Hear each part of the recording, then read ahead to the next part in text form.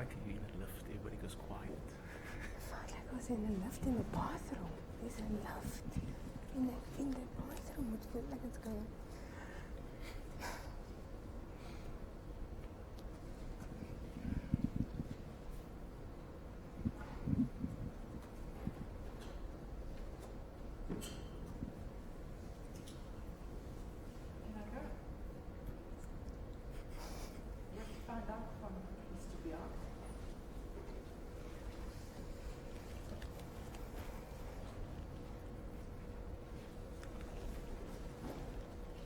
Great evening, everybody.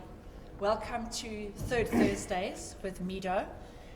This evening we are not joined by Councillor Garreth Bloor. Unfortunately, he's travelling at the moment. But what we do have, certainly, is we have the honour of having Roxanne Hoorn with us, and she is the chair of the Portfolio Committee on Tourism, Economic Development and Events in the city of Cape Town. Massive portfolio to be the chair of. We're also joined by Enver Dumini, and he is the CEO of tourism in the city of Cape Town, as well as Emma Makatu, who is a boutique hotel and guest house owner who we've known for some years. And Roxanne, what I was thinking is, can we actually start with you?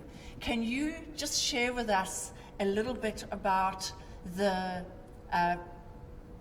good times and the bad times that you have with your portfolio committee when it comes to tourism in a place like Cape Town, where we're winning all these accolades and awards? No, definitely. Look, running a portfolio is a tough job. Running the tourism, events and economic development portfolio is even a tougher job, especially having to deal with a beautiful city like Cape Town, who is the top city in South Africa as a tourism destination, but not only in South Africa, but in Africa as well. But dealing with tourism, especially at this time of the year when it's peak season time. But why is this tourism so important for the city of Cape Town? People have been traveling for years, visiting countries, visiting cities, visiting towns. And now, more than ever before, the aspect of tourism is more important to government now than before. It is a key economic driver, it is a platform for job creation, and governments are changing their perspectives in terms of investing into tourism. So our role from the city of Cape Town is we saw the natural beauty of Cape Town and how it peaks in terms of tourists coming, international, regional and domestic tourists visiting our city, and we changed our direction in terms of investing more. And our investment then, we have a key leading agency which is Cape Town Tourism, which does all the nice perky things in terms of marketing Cape Town, doing the product development, having that stakeholder base, keeping that stakeholder base together. Fabulous, and I think that's a great introduction for yourself, Enver. If you wouldn't mind just sharing with us your role, and if you wouldn't mind touching on which is a. And thanks for the intro, Roxanne. I think from a tourism perspective, destination marketing agency for the city of Cape Town. I probably have the best job in the world. People about Cape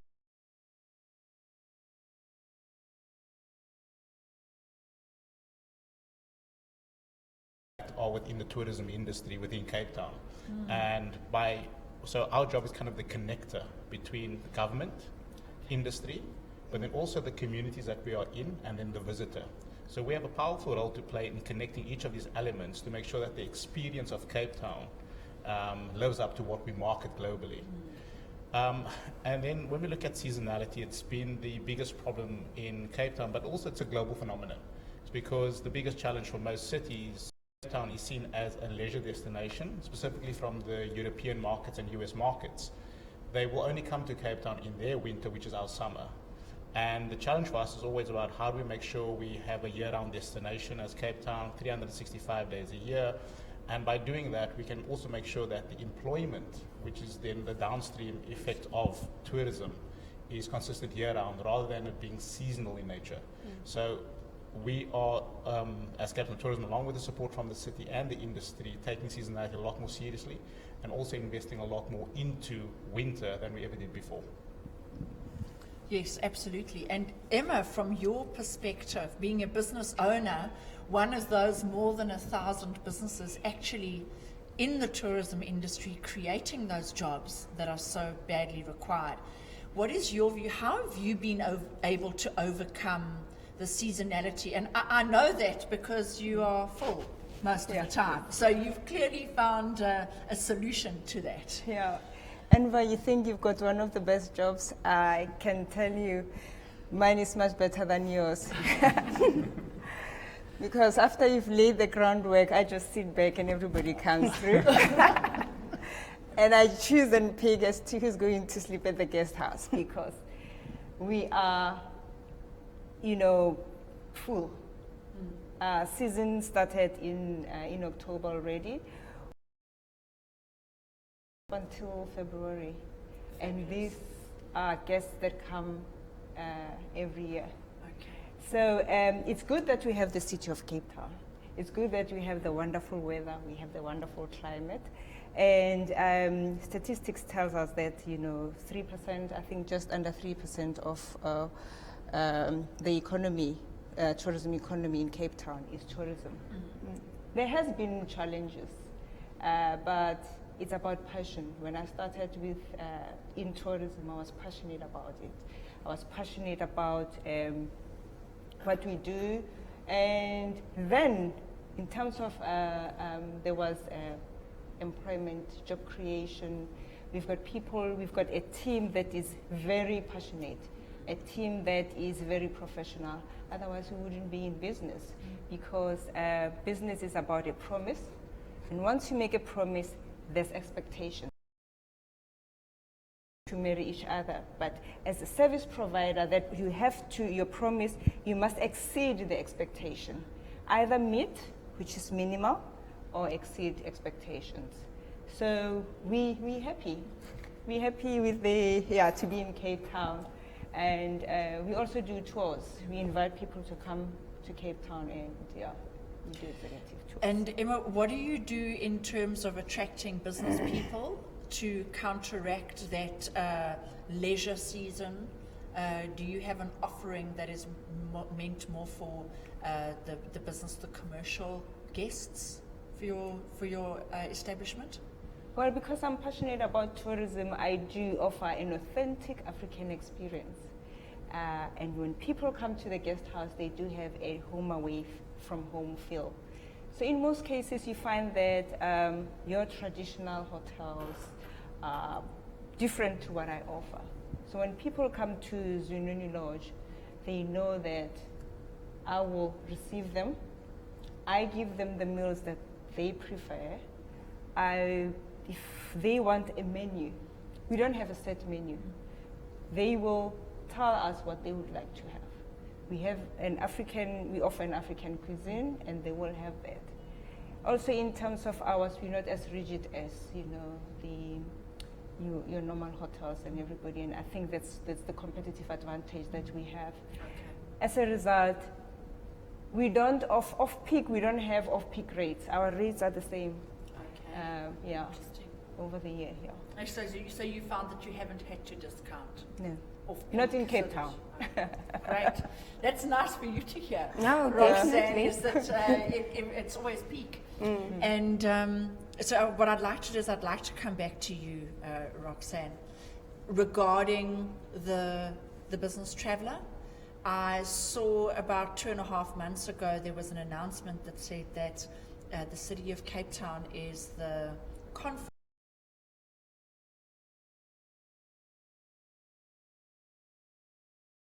booked, being expanded as we speak, doubling in size. So that must have brought a lot to the city also to start counteracting.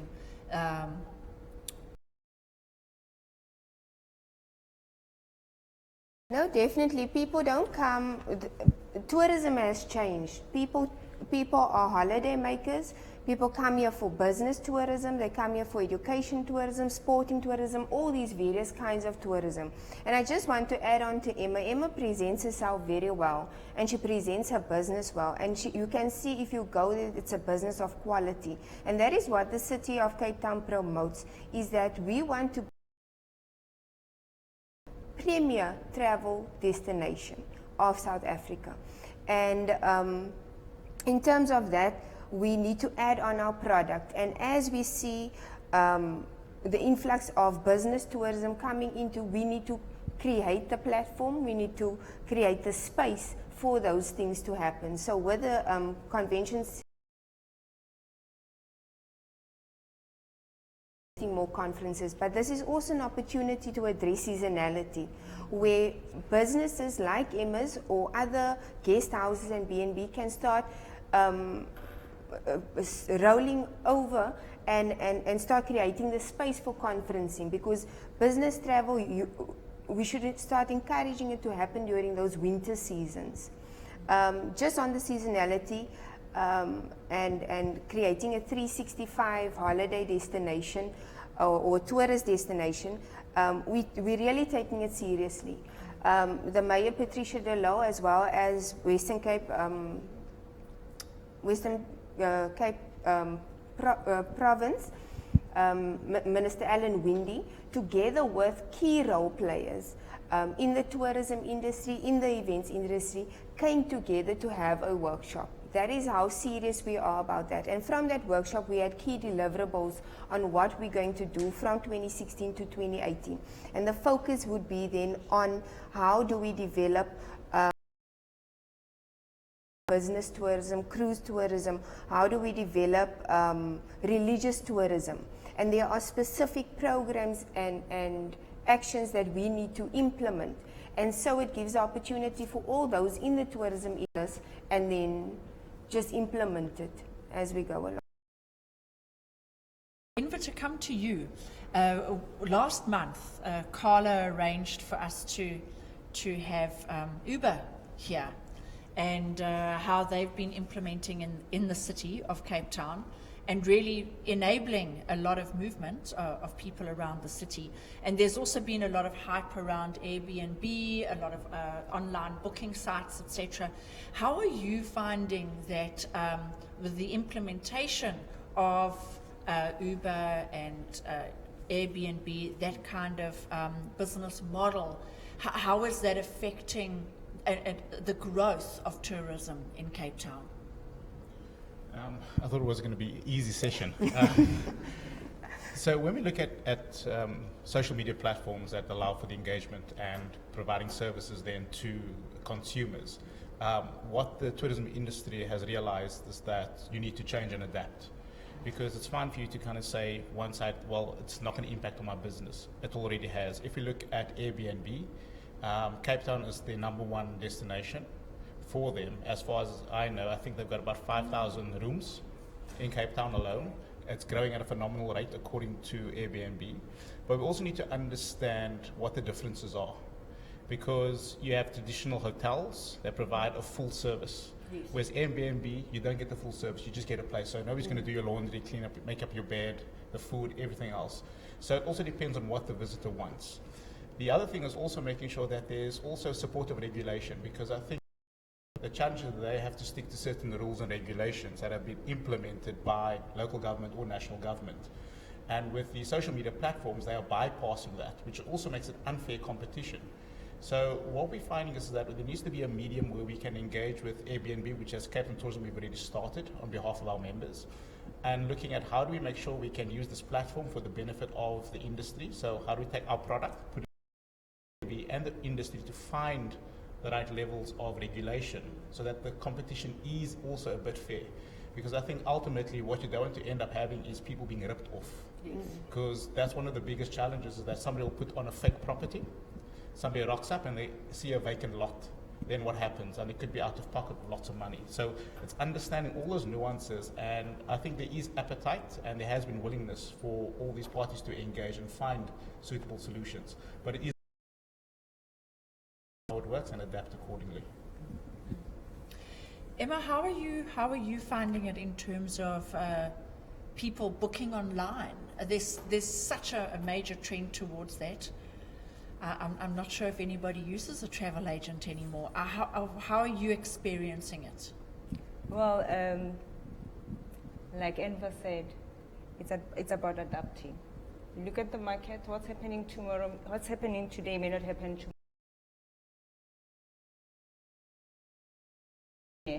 You adapt. Yes, there are people that, a lot of people are moving away from using travel agents, and we are ready. We also, with the help of the City of Cape Town, attend workshops. We know the trends. We know where they're going. Who's Airbnb? It's about knowing your stuff, understanding the market, and making sure that you service. There will be those. Everybody, there is always a market for everybody.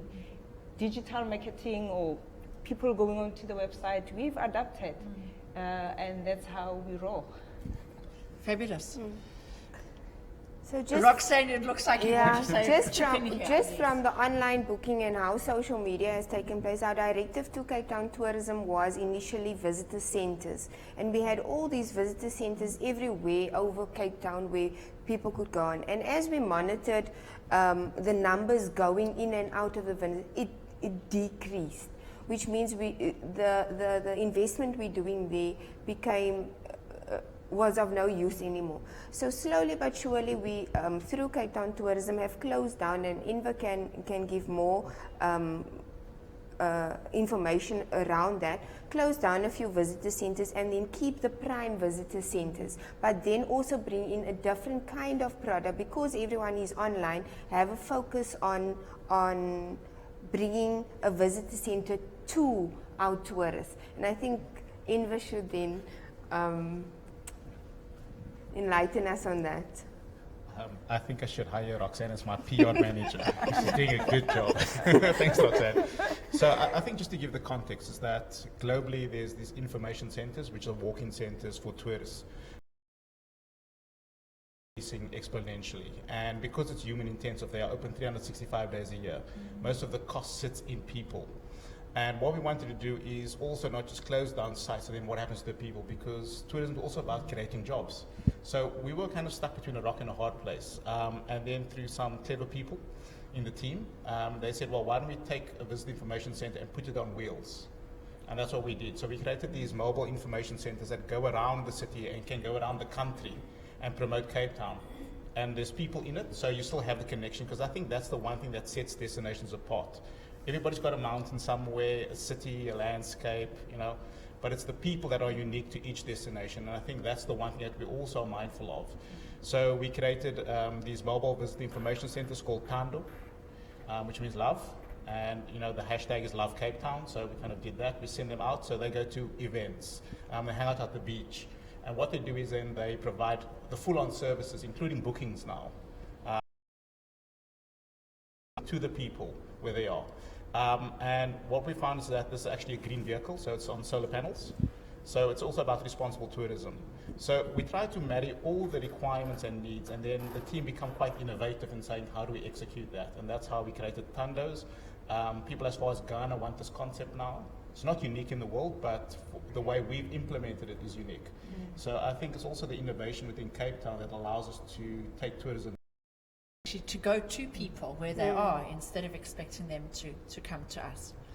What I've done is I've downloaded the app, the City of Cape Town app, for my mobile phone, and it is great, because even though I'm a resident here, one likes to know what's going on, what the different events are, and that kind of thing.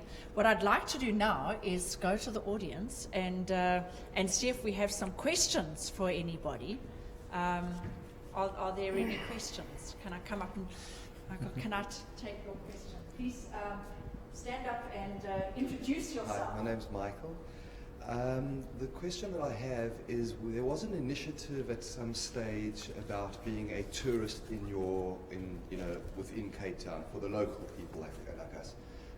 That kind of hasn't really been very visible, in my opinion. So I'd just like to know what would be done about that, because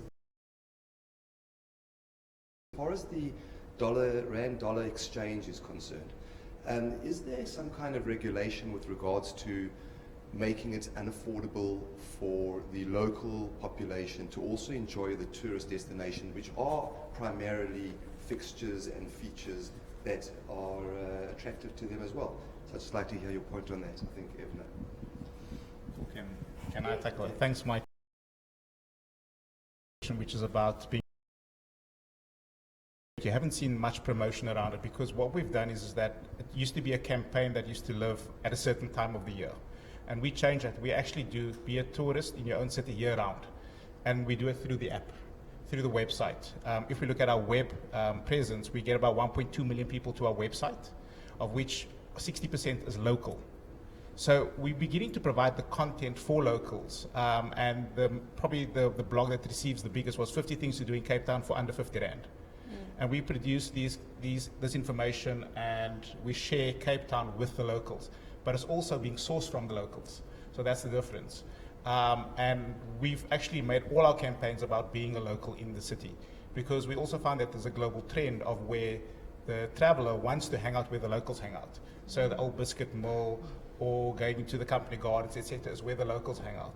And that has been the big shift. So we make it a fundamental part of our entire campaigns. And what we don't want to do is kind of say, okay, well, this month is be a tourist in your city. So I think that's the shift, and maybe why you haven't seen it kind of in your face at a specific time of year. To come back to the dollar exchange rate, it's always a difficult one, because, again, tourism is a demand-driven business. And because we're playing in a global market, it's difficult to be able to deal with those fluctuations. So as Cape Town Tourism, we have an exchange rate strategy that we're working on to understand the nuances of exchange rate and its impact on the destination. But when you look at it about putting rules in place, it's going to be difficult to do so, because we also need to be mindful of there's a lot of things to do in Cape Town for free. And when whether you or someone else travels overseas, you actually save up. So that's the other thing that a lot of locals don't do. They expect to just walk into a place, and these are commercial businesses. We were also accused once upon a time of that events are kind of overcharging. When there's a big event, hotel prices are going through the roof, everybody's ripping everyone else off. So to determine that, and what we found was hotels were only going up by about 6 to 7% in the event, but it was the airlines, because of supply and demand, that were increasing the cost, which made it feel unaffordable. So it's about understanding that entire supply and value chain, and then our job as Cape Town Tourism, along with government, is to say, guys, how do we find the right balance so that we can have tourism all year round? So exchange rate has a major impact, not only on us, but also globally. So it's always difficult to manage. Are there any other questions for now? Okay, I have a question for Emma, and this is the one where you thought it was going to be tough, Emma. This is, I think, the real tough one, and it's... I'm going to mention the war, and that is around the visas. And we had a lot of drama over the last while regarding visas. And Emma, from your perspective and your business, what was the effect? And have you seen any reversal of that effect now that we've reverted slightly with the visas? What is your view on the whole thing? Well, with the new visa regulations, it hit us hard. Okay. In the sense that, when a question comes through and somebody calls, they expect an answer from you. And you just have to be on the ball, you have to be prepared. So there's so much that we can do. Maybe divert a little bit and talk about the attractions that are there, and also to say it's a safety precaution.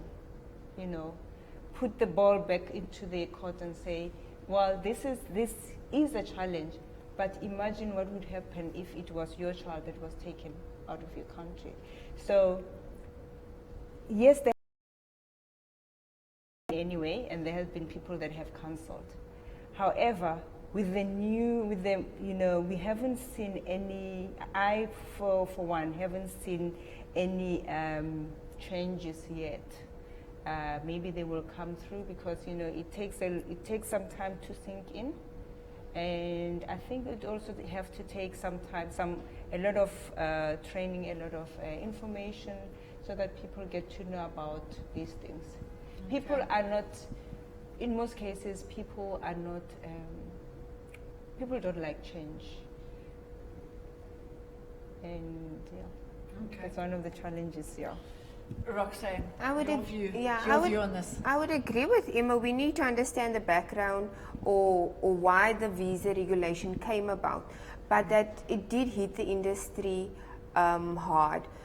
Those bus loads of tourists, there was an immediate decline in those bus loads of tourists, and this I picked up at one of Cape Town Tourism's board meetings, where we've got these key board members in the tourism industry that has highlighted their concern. And it's one of the challenges that is out of the hands of local government. There's just so much that we can do to influence visa regulations. We are quite happy with the relaxed regulations that has implemented, has been approved and is to be implemented now. So in terms of that, we need to see the rollout of the implementation and measure it against that to see if it is working, if it's not working. But I don't think this thing was thought through completely in terms of the impact it would have on economic drive of tourism that is so important to our country.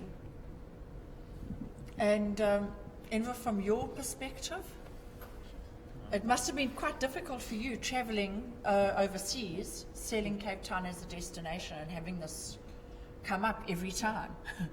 Yeah, it's been challenging, but I think, for me, it hasn't been as challenging for the small business. I remember one evening I was sitting in the office a bit late, and one of our members came in crying, a grown man crying because he had to shut down his business.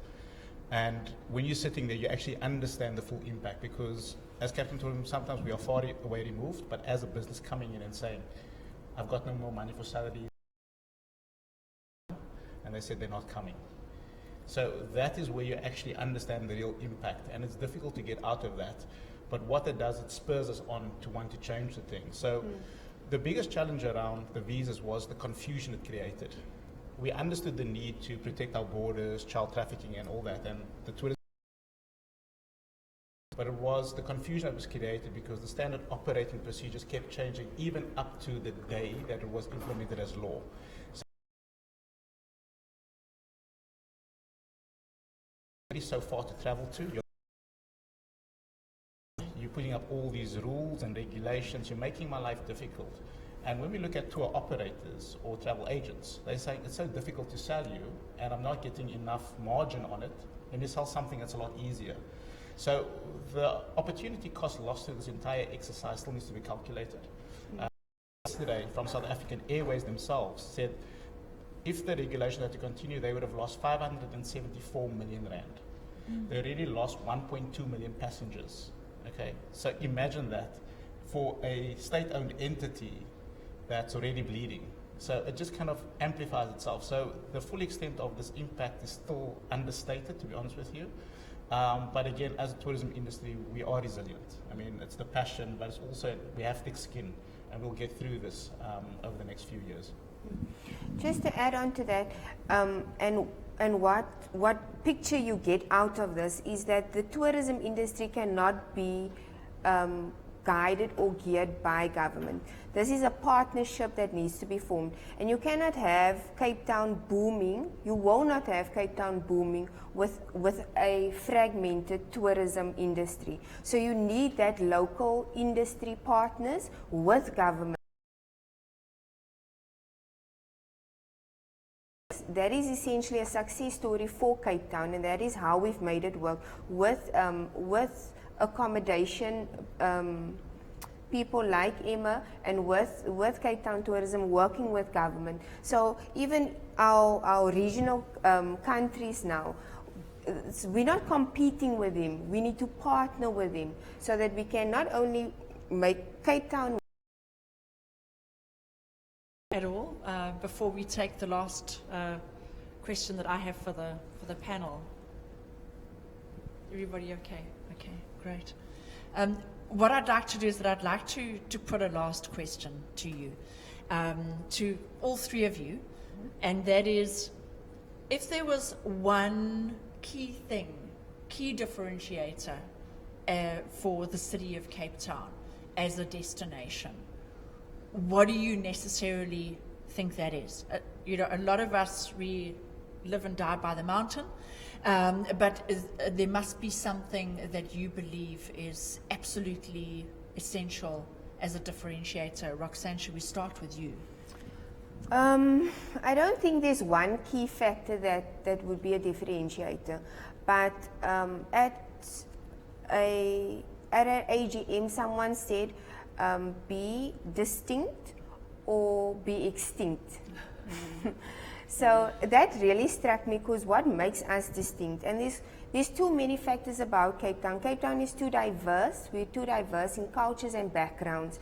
And that, I would like to touch on his point as well. Being a tourist in Cape Town is so essential, because people come here because they hear of Cape Town. Cape Town being the Saudi, the tip of Africa, the gateway to Africa. But essentially when they leave here, they talk about the people of Africa, of Cape Town, and how friendly the people of Cape Town were. So it's important that we get ordinary communities, ordinary residents on board as well.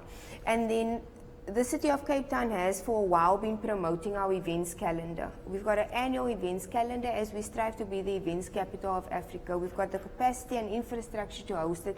And again, with the Cape Town Convention Center expanding, one of our top events is the Cape Town International Jazz Festival. And this jazz festival happens over two days. It brings in over 500 million rand, over 32,000 attendees to the event. And expanding infrastructure like that only can bring more revenue to the City of Cape Town. So our events calendar, it's growing by the day. We've got new events, we've got big international events, medium-sized events, up until community events. We've worked very hard on this, and we try to make the events that are there successful, and we try to bring in new flavor, bring in new. So we encourage people to host events, because hosting events means that every other part of the tourism industry flourishes as well. So yes, just an example, if anyone knows where Mamre is, it's out in Atlantis. They had the Wild Flower Festival every year. And this flower festival has turned into a bazaar.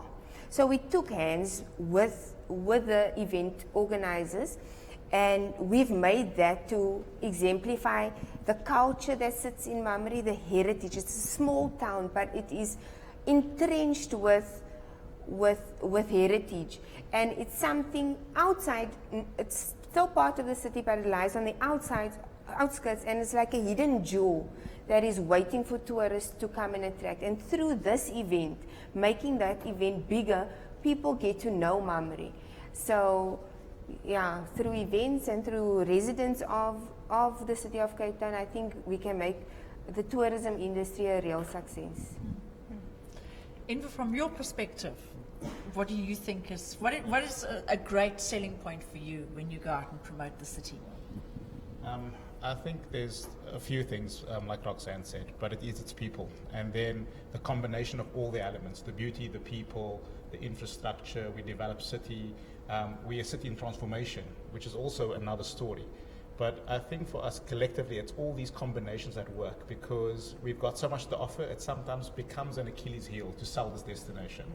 So what we need to, and what we have started doing, is trying to understand what the customer wants. And I think that is what Emma has done amazingly well. It's not about what I want to put in front of you on the menu, it's about what do you want and giving you those options, which empowers the customer to feel that I am enjoying what I want when I want it. So that's for us important as Cape Town tourism going forward. But it is about the combinations of the people, with the landscape, with the history, with the culture, and then as a city in transformation, what the possibilities could be. And people coming here to be part of that story and that journey is critical for travelers. Emma, and from your side. Well, yes, we are unashamedly the leader in terms of tourist destination. And we're not humble about it because what we eat, we live, and we dream tourism. If you go on my website, whether it be my personal website or my Facebook page or the Facebook page of Zununi Lodge, you will see what I mean. It's not a job, it's a passion, it's a lifestyle. We talk about everything that is in Cape Town. We'll talk about the weather and what you can do in Cape Town. And like Roxanne has said, whenever there is the Jazz Festival, I mean, I'm not originally from Cape Town, but being from Pretoria, every time we talk the Jazz Festival, everybody from my hometown think Emma. So that's how I've rendered myself. So all the personal cell phone, I'm always fully booked, so much so that the guests will always tell me, the guests that happen to be my friends as well, they will tell me what they need to do. So we do packages. Jazz Festival, then we go on a wine tour, and that's what we do. That's what differentiates us from the rest. Marvelous. Roxanne, would you like to close for us with, especially in terms of the responsibility in your role, chairing the portfolio committee, if you wouldn't mind giving us some closing remarks. Okay, as I said, it's a challenging job. We drive policy, and we need to change policy always to suit the conditions that we're working in. And yeah, we need to change all the time to suit the market out there. And I think from today, we really got the gist that the tourism industry to our economy, yet it's such a fragile industry that in a matter of minutes, with one decision, something can change, and the feeling is mutual. So you need that combined group that speaks to it, and yeah. Marvelous. Emma, I can see you chomping at the bit to have some passing final comments. Yeah. It's always difficult to give final comments because there's so much that you want to say and share with people, because I think the knowledge levels of tourism is always looking at it from the outside in, where you see all the shiny, relaxing things that people do, but you don't understand the complexities behind that to make it look that easy. But as a closing remark for me, it's just that tourism is a key economic driver. It's got the lowest barriers to entry for any business or sector. So change communities from being impoverished to creating jobs and opportunities that can feed many. And that is what kind of gets me up in the morning and working late at night, is because every single tourist that I managed to get here with the support of the industry and the city is about 12 or 14 miles that are fed. And that's important. And when we lose one or two of those people, it has a huge impact on everyone else. So I keep encouraging everybody, not only tourists to come here, but also for locals. Go to the museum around the corner. They need your patronage. Get to know it, because I think sometimes we forget about the hidden gems that's in our own neighborhoods. So go and explore your own neighborhood and see what they used to offer, and share that with your friends and family, and also with international travelers. Emma, I just want to add on, sorry. But this year's, for Tourism Month, the slogan was 1 billion tourists, 1 billion opportunities. And that is a reality. If we can make it work, that is what the outcome will be at the end of the day.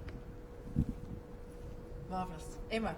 Well, I'm looking at the time now, and I'm looking outside, and I think, with Cape Town, there's never a conclusion.